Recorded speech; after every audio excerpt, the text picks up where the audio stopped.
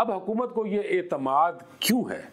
वजह यह है कि इमरान खान ने अपनी अपील 31 जनवरी 2025 को दायर की। इससे पहले सैकड़ों अपीलें पहले ही मौजूद थीं और जब तक वो निबटती नहीं, इमरान खान की अपील की बारी नहीं आएगी। इस दौरान हुकूमत का ख्याल है कि इमरान खान के खिलाफ दूसरे मुकदमात में फैसले पहले आ जाएंगे, यानी सियासी दबाव चाहे जितना भी हो, सिस्टम के मुताबिक इमरान खान की रिहाई फौरन मुमकिन नहीं है। लेकिन नाजरीन, यहाँ एक और पहलू भी समझना बहुत जरूरी है। इमरान खान के चाहने वाले लाखों लोग अब भी ये सवाल पूछते हैं कि अगर एक आम कैदी के केसेस 5 साल तक लटके जा सकते हैं, तो क्या एक साबिक वजीर आजम को भी उतनी ही देर जेल में रहना पड़ेगा? क्या ये इंसाफ है?